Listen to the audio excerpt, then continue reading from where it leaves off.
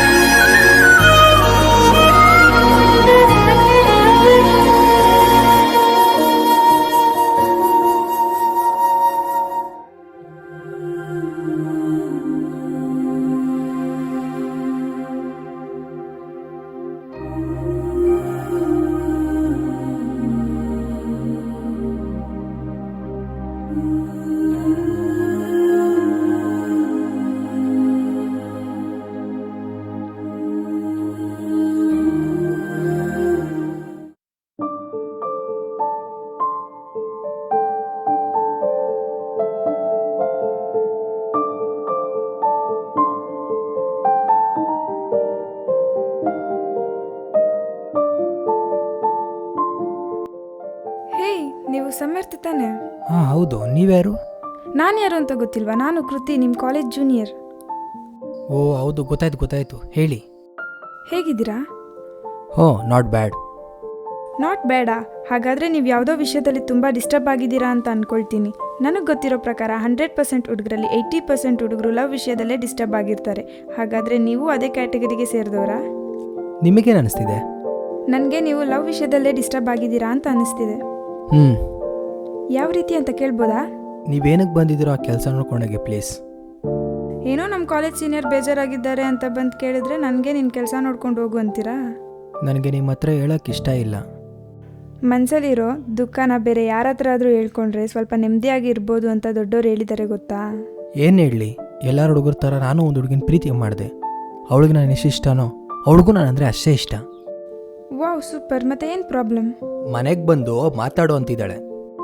ಹೋಗಿ ಮಾತಾಡಿ, ಮತ್ತೆ ಏನು ಪ್ರಾಬ್ಲಮ್? ನೋಡೋ ಕೃತಿ, ಪ್ರೀತಿ ಮಾಡೋದಂತ ಇಂಪಾರ್ಟೆಂಟ್ ಅಲ್ಲ, ಪ್ರೀತಿ ಮಾಡಿದ್ಮೇಲೆ ಹೇಗೆ ನೋಡ್ಕೊತೀನಿ ಅನ್ನೋದು ಇಂಪಾರ್ಟೆಂಟು. ನನಗೆ ತಲೆ ಕೆಟ್ಟೋಗ್ತಿದೆ.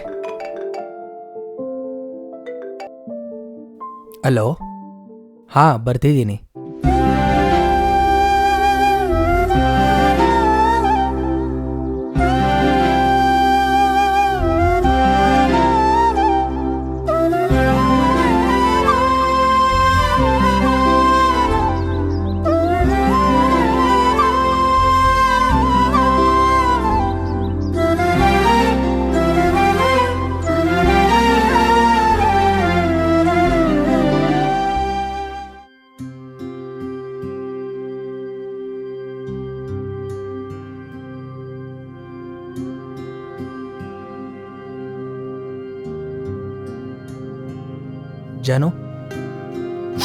ಜಾನು ಬರ ಕೇಳ್ಬಿಟ್ಟು ಸುಮ್ಮನೆ ನಿಂತ್ಕೊಂಡ್ಬಿಟ್ಟು ಏನು ಮಾತಾಡಿಲ್ಲ ಅಂದರೆ ಏನರ್ಥ?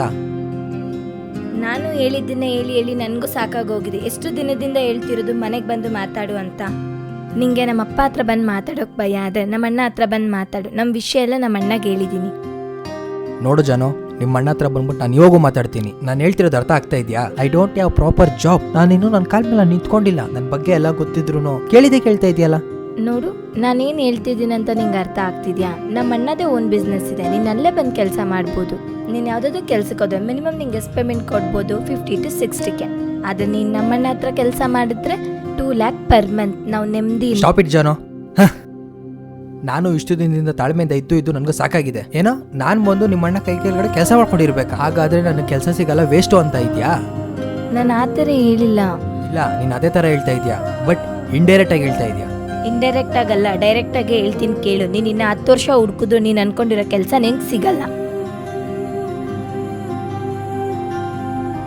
ಪ್ಲೀಸ್ ಅರ್ಥ ಮಾಡ್ಕೊ. ನಮ್ಮ ಅಣ್ಣ ಹತ್ರ ಬಂದು ಮಾತಾಡು, ನಮ್ಗೊಂದು ಒಳ್ಳೆ ಲೈಫ್ ಸಿಗುತ್ತೆ. ಪ್ಲೀಸ್ ಜಾನು, ಫೋರ್ಸ್ ಮಾಡಬೇಡ ಪ್ಲೀಸ್. ನಾನು ಹೇಳೋದನ್ನು ಸ್ವಲ್ಪ ಅರ್ಥ ಮಾಡ್ಕೊ. ನೆಕ್ಸ್ಟ್ ವೀಕು ನನ್ನ ನೋಡೋಕ್ಕೆ ಹುಡುಗನ ಕಡೆಯವ್ರು ಬರ್ತಿದ್ದಾರೆ. ನೀನು ಆದಷ್ಟು ಬೇಗ ಬಂದು ನಮ್ಮ ಅಣ್ಣ ಹತ್ರ ಮಾತಾಡು, ಇಲ್ಲ ನನ್ನ ಮರ್ತ್ಬಿಡು.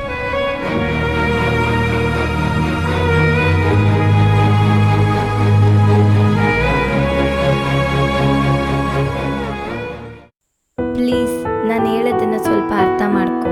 ನೆಕ್ಸ್ಟ್ ವೀಕು ನನ್ನ ನೋಡೋಕ್ಕೆ ಹುಡುಗನ ಕಡೆಯವ್ರು ಬರ್ತಿದ್ದಾರೆ. ನೀನು ಆದಷ್ಟು ಬೇಗ ಬಂದು ನಮ್ಮ ಅಣ್ಣ ಹತ್ರ ಮಾತಾಡು, ಇಲ್ಲ ನನ್ನ ಮರ್ತ್ಬಿಡು.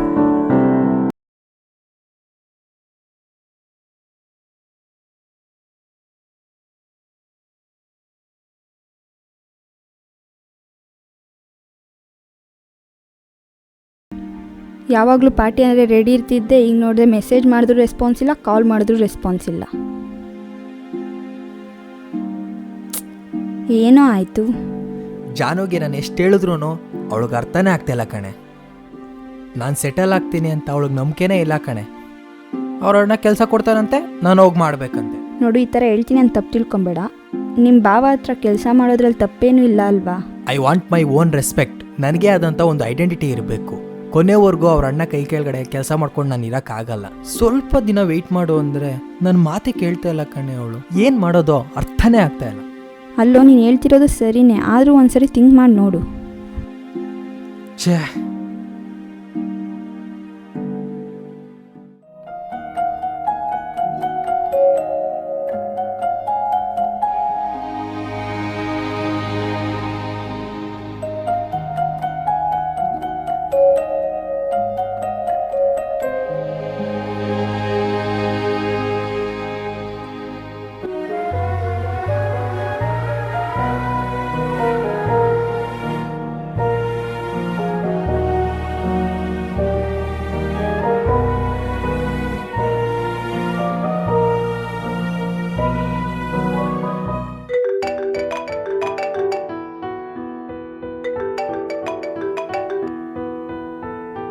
ಹಲೋ, ಏನಾಯ್ತು? ಏನಾಯ್ತು? ಛೇ, ಏನಾಗಿದೆ?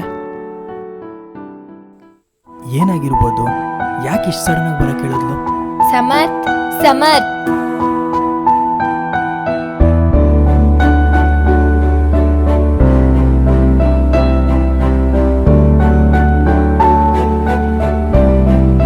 ಏನಾಯ್ತು?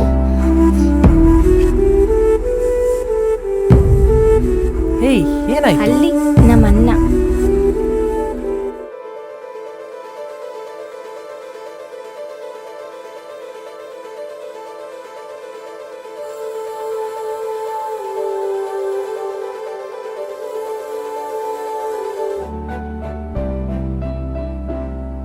Hi bro.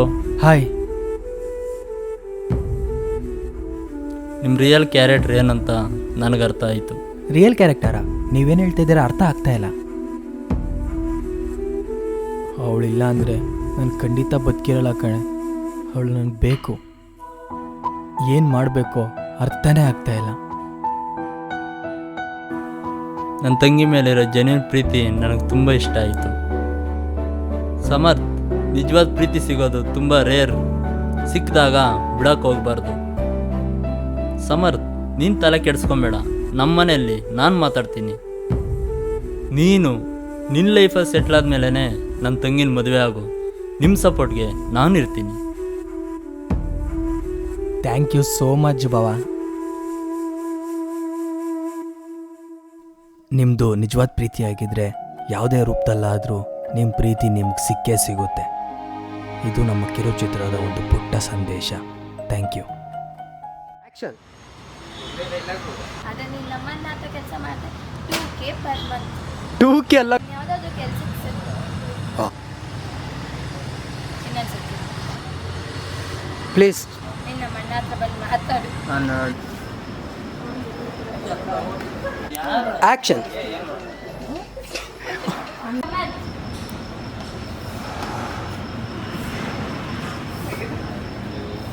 ಆದಷ್ಟು ಬೇಗ ಬಂದು ನೀನು ನಮ್ಮಣ್ಣ ಹತ್ರ ಮಾತಾಡು.